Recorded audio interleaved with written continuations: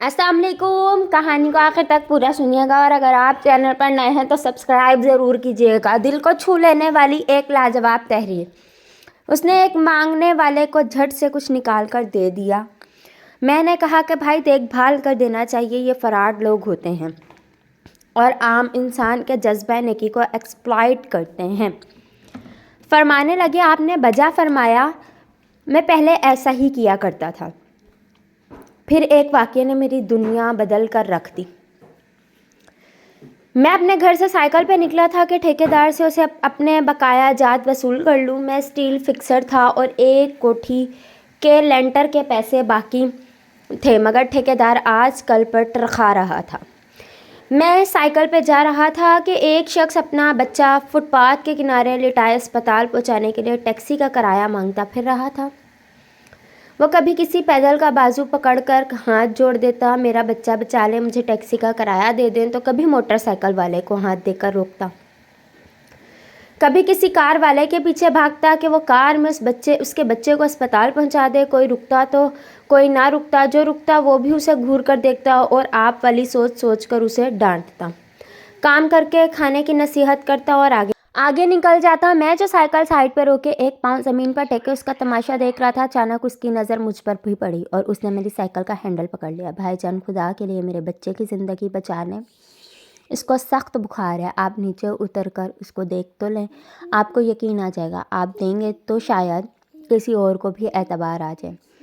मगर मैं भी आपकी तरह सोच रहा था। फिर जिस जारहाना अंदाज में उसने मेरी साइकिल का हैंडल पकड़ रखा था, लगता था कि इधर मैं साइकिल से उतरा और उधर वो साइकिल पकड़ के भाग जाएगा।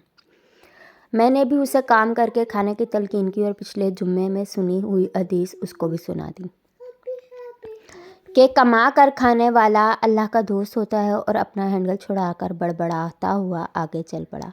हरामखोर हमें बेवकूफ़ समझते हैं। 2-3 घंटे के बाद जब मैं बकाया जात वसूल करके वापस आया तो वो अब भी उसी जगह खड़ा मांग रहा था। बच्चे को अब वो सड़क के पास ले आया था और उसके चेहरे से कपड़ा भी उठा रखा था। वो धाड़े मार मार कर रो रहा था। अब वो बच्चे के कफन के दफन के लिए मांग रहा था। मैंने साइकिल रोककर पाँव नीचे टेका और मैयत के चेहरे की तरफ देखा। फूल की तरह मासूम बच्चा ज़िंदगी की बाजी हार गया था। मेरे रोंगटे खड़े हो गए। मैंने जेब में जो कुछ था बकाया जात समेत सब बगैर गिने निकाल कर बाहर फेंका और उससे पहले कि उसका बाप मेरी तरफ मतवज्जा हो, साइकिल इस तेज़ी से चलाकर भागा गोया सारे शहर बुलाए मेरे पीछे लगी हूँ। मैं घर पहुंचा तो मेरा बुरा हाल था। थोड़ी देर के बाद मुझे बुखार ने आ घेरा। बुखार भी कुछ ऐसा था गोया मेरे सारे गुनाहों का कफ़ारा इसी बुखार से होना था। घर वाले मुझे अस्पताल के लिए लेकर निकलते और मैं चारपाई से छलांग लगा देता। मुझे अस्पताल नहीं जाना था। मैं इसी बच्चे की तरह एड़ियाँ रगड़ रगड़ कर मरना चाहता था। 2-3 दिन के बाद बुखार को तो आराम आ गया, मगर मैं जहनी मरीज़ बन गया। मुझे लगता गोया मेरा अपना इकलौता बेटा जो तो इसी क्लास में पढ़ता था, वह इस बच्चे के कफ़ारे में मर जाएगा। मैंने बच्चे का स्कूल जाना बंद कर दिया। बीवी के बार बार इसरार के बावजूद मैं बच्चे को स्कूल तो क्या दरवाज़ा खोलने भी नहीं जाने देता था।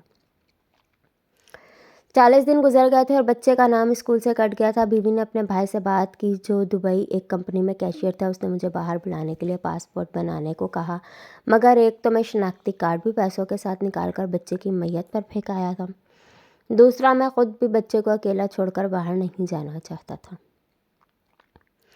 वो 40 दिन क़यामत के 40 दिन थे। 40वें दिन 10 बज के लगभग हमारे घर का दरवाज़ा बजा। दरवाज़ा मैंने खुद ही खोला और सामने उस बच्चे के बाप को देखकर मुझे चक्कर आ गए।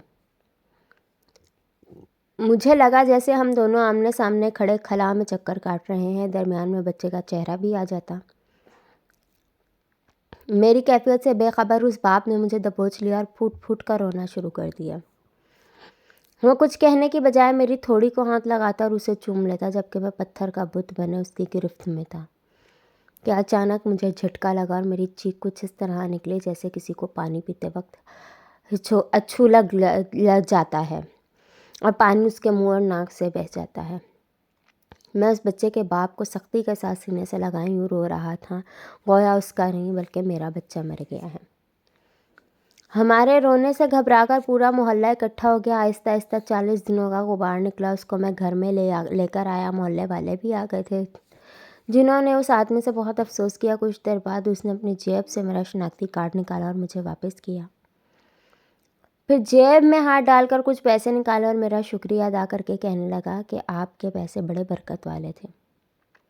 شاید یہ آپ کے خلوص کی برکت تھی کہ میرے بہت سارے کام ہو گئے۔ سارے اخراجات کے بعد کچھ پیسے بچ گئے تھے، ان میں کچھ پیسے میں نے ادھار لے کر ڈالے ہیں، یہ آپ قبول کر لیجیے، باقی میں بہت جلد آپ کو واپس کر دوں گا۔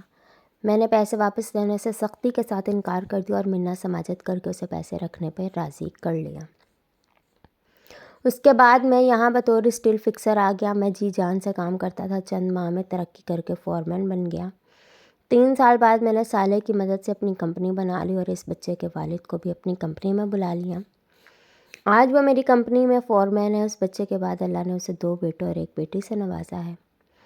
میں اسے آپ سے ملواؤں گا، مگر اس سے سائیکل والا قصہ مت بیان کیجیے گا۔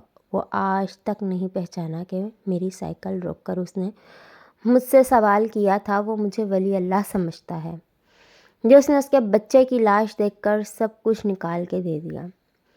قاری صاحب، اس دن کے بعد میں کسی کا ہاتھ خالی نہیں لوٹاتا۔ تھوڑا سا دینے سے نہ وہ میں امیر ہوتا ہے اور نہ میں غریب ہوتا ہوں، بس دل کو تسلی ہوتی ہے کہ میں اس بچے کا خون بہا ادا کر رہا ہوں۔ رہ گئی لوٹنے کی بات، تو قاری صاحب ہمیں کون نہیں لوٹتا؟ جوتے والا ہمیں لوٹتا ہے، کپڑے والا ہمیں لوٹتا ہے، سبزی اور گوشت والا ہم کو لوٹتا ہے۔ اتنا لوٹنے کے بعد اگر کوئی ہمیں اللہ کے نام پہ لوٹ لے تو شاید حشر میں ہماری نجات کا سامان ہو جائے گا۔ یہ بندہ میری خاطر میرے نام پر لٹتا رہا ہے۔ اللہ رب العزت مجھے اور آپ کو عمل کرنے کی توفیق عطا فرمائے، آمین یا رب العالمین۔ اللہ حافظ۔